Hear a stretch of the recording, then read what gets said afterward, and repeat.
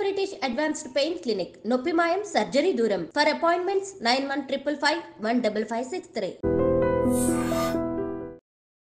నమస్తే, నేను Kavitha. Welcome to iDream. Pushpa 2 the rule trailer release అయింది.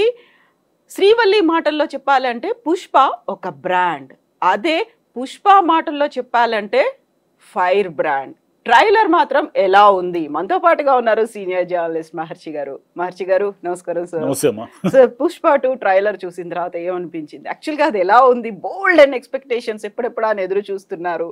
సో ఫైనల్ గా వచ్చింది. ట్రైలర్ అదిరిపోయింది, అందులో ఎవరికి డౌట్ లేదు. ఎక్కువ ఎక్స్పెక్టేషన్స్ పెంచడం అనేది అది ఏదో ఒక అద్భుతాన్ని మనం థియేటర్లో చూడబోతున్నాము అన్నట్టుగా ఉంది ఆ ట్రైలర్. ఆ ట్రైలర్లోనే చాలా విషయాలు చెప్పేశారు. ఎలివేషన్ మీద ఎలివేషన్ అంటే ఎవడరా వీడు అనేది ఒకటి, తర్వాత వాడు పేరు చిన్నదే కానీ విషయం చాలా పెద్దది అన్నట్టు ఒకటి, పుష్ప అంటే బ్రాండ్ అని ఒకటి, వీడు నేషనల్ కాదు ఇంటర్నేషనల్ అని ఒకటి, తర్వాత పుష్ప వైల్డ్ ఫైర్ అని, ఇలా వరుసగా చెప్తూ వచ్చారు. ఇన్ని ఎలివేషన్లు ఆ సినిమాలో ఉండాలి, ఉంటాయనే ఆశిద్దాం. ఎందుకంటే దాని బిజినెస్ కూడా అంటే ఓపెనింగ్స్ బ్రహ్మాండంగా వస్తాయి, నో డౌట్. వాళ్ళు 11,500 థియేటర్లు వరల్డ్ వైడ్ ఇస్తున్నారు. అంటే 5,000 థియేటర్లు బయట దేశాలు, మన దేశంలో 6,500. అంటే 1,300 కోట్ల రూపాయలు కలెక్ట్ చేస్తే తప్ప అది బ్రేక్ ఈవెన్ కాదు. అంటే ఒకసారి మీరు ఊహించుకోండి ఆ నంబర్ని. కాబట్టి ఏ రేంజ్ అంటే మన తెలుగు వాళ్ళ సినిమా, తెలుగు హీరో సినిమా ఈరోజు 1,300 కోట్ల రూపాయలు ఓపెనింగ్స్ తెచ్చుకోబోతా ఉంది. అంటే మామూలు విషయం కాదు అది. అయితే దీంట్లో ఏమిటంటే, అంటే ఆ సినిమా ఎలా ఉంటుంది అనేది ఒక క్లారిటీ ఉంది మనకు. ఎందుకు క్లారిటీ ఉందంటే మనం 1 చూసాం కాబట్టి. 2లో ఏముంటుందంటే పుష్పకి అతనికి మధ్య, ఫాజిల్కి మధ్య ఏదో ఒక వార్ నడుస్తుంది. పుష్ప లోకల్గా ఉన్నాడు ఇంతసేపు. 1లో లోకల్, ఇంటర్నేషనల్ అని ఆయనే అంటున్నాడు. ఇంటర్నేషనల్ అంటే ఏమిటి? కత్తులు కటారులకు బదులు ఏ మిషన్ గన్ల యుద్ధాలు జరగబోతున్నాయి. అందులో హెలికాప్టర్ కూడా ఉంది కాబట్టి తీవ్ర స్థాయిలో ఉంటుంది. అయితే సుకుమార్ గారి సినిమాల్లో ఏమిటంటే, సరే ఈ యుద్ధాలు, ఈ ఎలివేషన్లు ఇవన్నీ పక్కన పెడితే అండర్ కరెంట్గా ఒక ఎమోషన్ నడిపిస్తూ ఉంటాడు ఆయన. సినిమా అలా మామూలుగా వెళ్తున్నట్టుగా ఉండి హఠాత్తుగా ఒక హైప్ తీసుకుంటుంది, సడన్గా అట్లా జర్క్ ఇస్తుంది అన్నట్టు. మీరు పుష్ప 1లో కూడా మీరు గమనించవచ్చు, సాధారణంగా ఉన్న సన్నివేశాల్లో నుంచి హఠాత్తుగా పైకి లేస్తుంది సినిమా. ఆమె హీరోయిన్తో ఉన్న ఆ ప్రేమ తర్వాత అమ్మాయిని సేవ్ చేయడము, వాళ్ళ తల్లి తరఫున అతను ఎలా ఉంటాడు, ఇవన్నీ వరుసగా మనకు చూపిస్తూ ఆ పుష్ప క్యారెక్టర్ని ఎలివేట్ చేస్తూ వస్తారు. దీంట్లో పుష్ప 2లో ఉన్న ప్లస్ పాయింట్ ఏమిటంటే, మీకు కొత్తగా మీరు ఏమీ పరిచయం చేయక్కర్లేదు. పుష్ప ఎలా ఉంటాడో మనకు తెలుసు, శ్రీవల్లి ఎలా ఉంటుందో మనకు తెలుసు, ఫాజిల్ ఎలా ఉంటాడో మనకు తెలుసు. దాంట్లో కొత్త విలన్లు ఎవరైనా వస్తే తప్ప, అంటే కొత్త వాళ్ళు ఆల్రెడీ సునీలు వీళ్ళందరూ ఉన్నారు, మీకు ట్రైలర్లో కూడా కనిపిస్తున్నారు. కొత్త పరిణామం ఏమైనా జరుగుతుందా? అతను పగబట్టాడు, ఎవరు? షకావత్ పగబట్టినోడు సెకండ్ ట్రైలర్లో ఏమంటున్నాడు? పార్టీ ఉంది అంటున్నాడు. కన్ఫర్మ్ చేశాడు. పార్టీ ఉంది అంటే ఏమిటి? నీ సంగతి చూస్తాననే కదా దాని అర్థం. రెండోది ఏమిటి? ఫైరే కదా అంటాడు. ఫైర్ కాదు, వైల్డ్ ఫైర్ అంటాడు. అంటే అతని ఎక్స్పెక్టేషన్కి మించి ఇతను ఉన్నాడు. అతనేమో పగ తీర్చుకోవడానికి సిద్ధంగా ఉన్నాడు, ఎందుకంటే అవమానించాడు కదా, అతని బట్టలు లేకుండా అవమానించాడు. కాబట్టి పుష్ప మీద అతను పగబట్టి తర్వాత పుష్పకు సంబంధించిన ఎర్రచందనం సామ్రాజ్యాన్ని అంతా కూడా అంతం చేసే దిశగా అతను వెళతాడు. అతన్ని ఎదుర్కొంటూ పుష్ప ఎదగాలి, అతను ఎదుర్కోవాలి, ఎదగాలి. ఇది సెకండ్ పార్ట్ 2లో ఉండబోతా ఉంది. దీన్ని ఎలా ఎలా చేశాడు కథ మనకు తెలుసు. ఈ తెలిసిన కథని కొత్త సన్నివేశాలతో, కొత్త ఎమోషన్స్తో ఎలా నడిపాడు. ఇంకా పాటలు ఎలాగో బాగున్నాయి మనకు తెలుసు. అవన్నీ నడిచిపోతాయి. మామూలు ఆయన సుకుమార్ గారి సినిమాల్లో ఐటెం సాంగ్ లేకుండా ఉండే అవకాశం లేదు, ఎవరో ఒకరు ఉంటారు. కాబట్టి ఎక్కువ ఎక్స్పెక్టేషన్ ఎక్కువ ఉంది. కాబట్టి ఏమాత్రము చిన్న నిరాశ కలిగినా కూడా చాలా చాలా ఇబ్బంది అవుతుంది. అంటే మ్యాచ్ కావడం అంటారే, థియేటర్లోకి మనం ఎలా వెళ్తున్నాము, పుష్ప 1కి ఏమీ ఎక్స్పెక్టేషన్ లేదు మనకు. పుష్ప 1 పాన్ ఇండియా సినిమా అని కానీ వాళ్ళు అనుకోలేదు. అది తర్వాత ఆ రేంజ్కి వెళ్ళిపోయి ఒక లెవెల్కి వెళ్ళిపోయింది. కానీ పుష్ప 1ని మనము నార్మల్గా చూసాం. అల్లు అర్జున్ సినిమా అంటే బాగుంటుంది, సుకుమార్ కాంబినేషన్ అంటే బాగుంటుంది, ఏదో ఎర్రచందనం బ్యాక్గ్రౌండ్తో చిత్తూరు యాస్తో ఉంది, ఓకే డన్, పాటలు బాగున్నాయి అనుకుని చూసాం. చూసినా కూడా మనకు కొంత డిసప్పాయింట్మెంట్తో వచ్చారు కొంతమంది ప్రేక్షకులు. ఫస్ట్ చూసిన వాళ్ళు ఎందుకు డిసప్పాయింట్మెంట్ అంటే, ఫైనల్గా క్లైమాక్స్ అనేది మామూలుగా మనం ఏమి ఎక్స్పెక్ట్ చేస్తాము, క్లైమాక్స్లో ఏదో భారీగా ఒక సీన్ ఉంటుందని ఎక్స్పెక్ట్ చేస్తాం ఏ సినిమాకైనా. ఈ సినిమాలో ఏమీ లేదు, క్లైమాక్స్ లేదు. క్లైమాక్స్ లేకుండా అతనికి ఇతనికి ఏదో పెద్ద గొడవ జరగబోతా ఉంది, ఇక నుంచి కథ మొదలవుతుంది అని ఎండ్ అవుతుంది.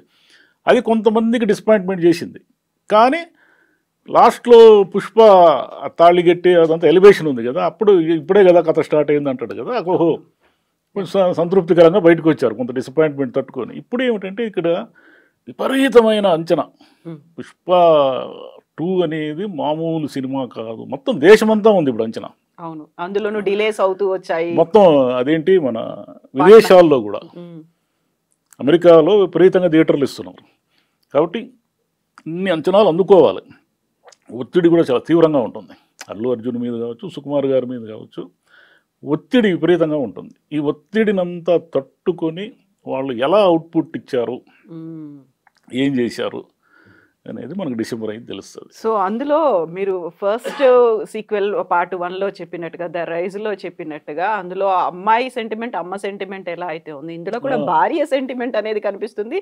అండ్ మనకి ట్రైలర్లో ఇంట్రడక్షన్లో కనిపించినటువంటి జగపతి బాబు క్యారెక్టర్లో మనీ అండ్ పవర్, దీంతో పాటుగా ఆయనకి ఏదో తెలియని సారోనెస్ కూడా ఉంది, ఏదో ఒక బాధ ఉంది అనేది. అంటే అక్కడ కూడా మళ్ళీ ఒక ఎమోషన్ అనేది కనిపిస్తోంది. అందులో బాధ ఎందుకు ఉంది పుష్పకి, తండ్రికి సంబంధించిన ఒక ఎలిమెంట్ అతన్ని మైండ్లో నడుస్తూ ఉంది. తండ్రి అనేవాడిని చెప్పుకోలేని పరిస్థితి అనేది ఉంది. ఆ కథ ఎక్కడ ఫస్ట్ హాఫ్లో పెద్దగా ఎలివేట్ కాలేదు. మీరు అతను అదే బాల్యం లేకోసారి ఫ్లోలో మనకి వెళ్ళిపోతుంది.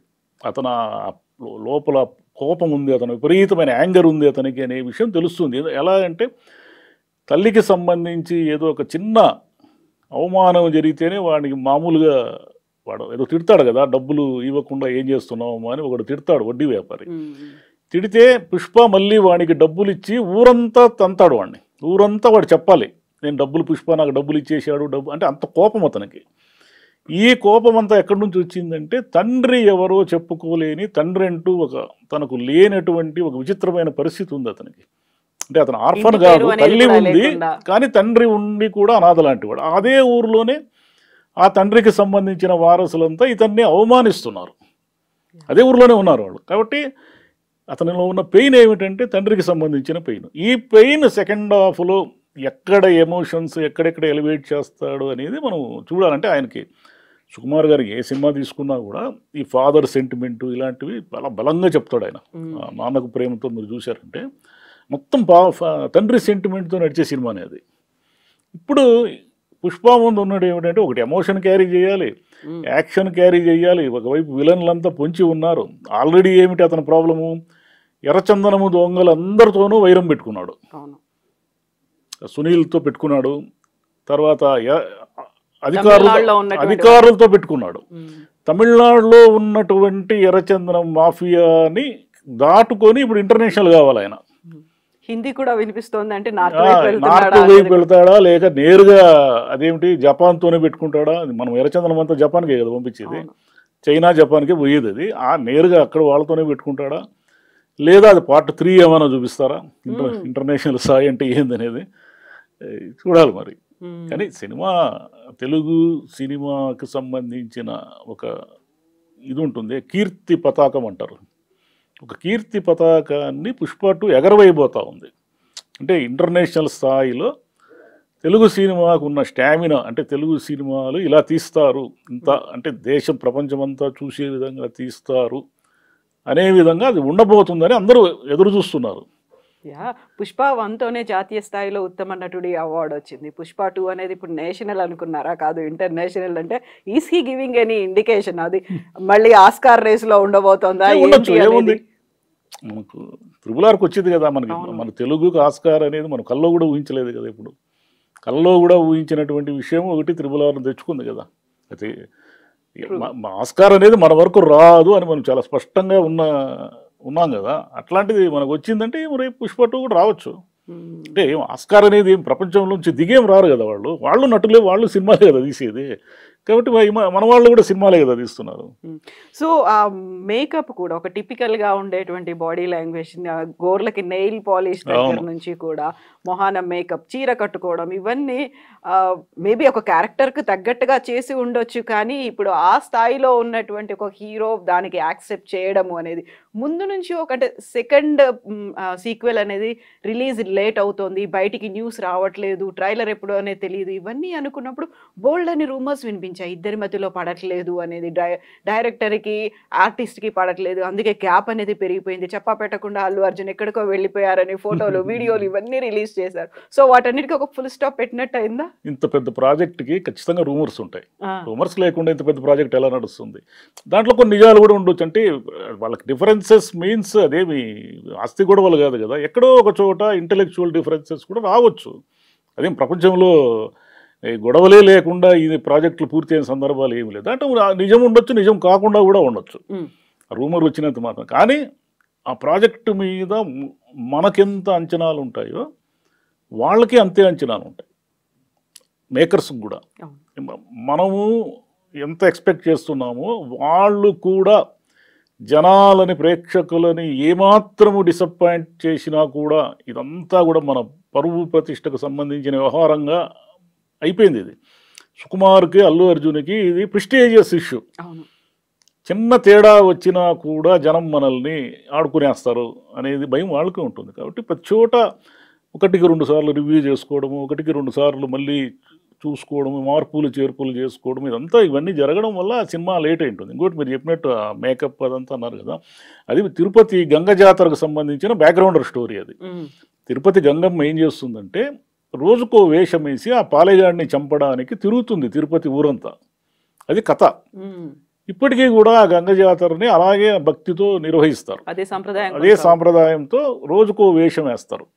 ఆ రోజుకో వేషం వేసి దాంట్లో భాగంగా హీరో ఆ చీర కట్టుకొని ఆ వేషం వేశాడు. అంటే మామూలు పురుషులు స్త్రీల వేషంలో తిరుగుతూ ఉంటారు. అంటే గంగ జాతర అప్పుడు వాళ్ళు మొక్కుకున్న వాళ్ళు అనమాట. ఆ మొక్కులు ఉన్న వాళ్ళు వేషాలు వేస్తామని మొక్కుకొని ఉంటారు. ఆ వేషంలో హీరో ఫైట్ కూడా ఉంటుంది. మీకు హీరో ఫైట్ కూడా మనకు టీజర్లో ఇది అర్థమైంది. కాబట్టి ఒకవైపు లోకల్ అంటే ఏమిటి, చిత్తూరు ప్రాంతానికి సంబంధించిన ఒక లోకల్ ఫ్లేవర్తో లోకల్గా సినిమా నడపాలి, గ్రామీణ నేపథ్యంతో సినిమా నడపాలి. ఇంకోవైపు ఏమో ఇటు అధికారులు, ఇటు ఇంటర్నేషనల్ స్మగ్లర్లు, నేషనల్ స్మగ్లర్లు అందరూ చుట్టుకొని ఉన్నారు కథలో. స్థానికంగా పల్లెటూరి నేపథ్యంతో ఉన్నటువంటి ఒక ఎర్రచందనం స్మగ్లర్గా అవతారం ఎత్తినటువంటి హీరో తనకు మించిన ఒక వ్యవస్థను ఎదుర్కోబోతున్నాడు. అధికార వ్యవస్థ, రాజకీయ వ్యవస్థ, మాఫియా, ఇన్ని వ్యవస్థలను ఎదుర్కొని పుష్ప అనేది ఒక బ్రాండ్ అని నిరూపించుకోవాలి. ఇన్ని వ్యవస్థలు ఎదుర్కొనేటప్పుడు నో డౌట్ అతనికి విపరీతమైన ఏవో సమస్యలు వస్తాయి. అంటే సమస్యలు వచ్చి దాని నుంచి బయటకు వస్తేనే కదా ఎలివేషన్ అంటారు. కాబట్టి ఏం సమస్యలు వస్తాయి అతనికి? ఒకటి షకావత్తు, ఖచ్చితంగా సమస్య, అతను వదలడు. 2 ఈ లోకల్ మాఫియా. 3వ మాఫియా ఎక్కడి నుంచి వస్తుందని చూడాలి. Political already Rao Ramesh involve అయి ఉన్నాడు. కాబట్టి 3వ మాఫియా ఎక్కడి నుంచి వస్తుంది? కాబట్టి ఖచ్చితంగా పుష్ప 2 అనేది మనకు ఒక ప్రెస్టీజియస్ ప్రాజెక్టుగా అల్లు అర్జున్కి కానీ, సుకుమార్కి కానీ, ప్రేక్షకులకు కానీ, ప్రేక్షకులు కూడా తెలుగు వాళ్ళు కూడా పుష్ప 2 మాదే, పుష్ప మేము తీసింది అని ఎక్కడైనా నార్త్లో కూడా చెప్పుకోవచ్చు. ఎందుకంటే నార్త్లో ఇంతకాలము తెలుగుకు సంబంధించిన పెద్ద మార్కెట్ లేదు. అదే ఇలా డబ్బింగ్ అలా ఇలా వదిలేవాళ్ళు. కానీ ఈ 666, సలారు, ఈ తర్వాత ఇవన్నీ వచ్చాయి కదా, కేజీఎఫ్, ఇవన్నీ వచ్చిన తర్వాత సౌత్ సినిమాలకు విపరీతమైన డిమాండ్ ఏర్పడింది అక్కడ. ఇంత మార్కెట్ ఇప్పుడు 1000 కోట్ల రూపాయల బిజినెస్ జరిగింది థియేట్రికల్ బిజినెస్ అంటే నార్త్ బిజినెస్సే మనకంతా.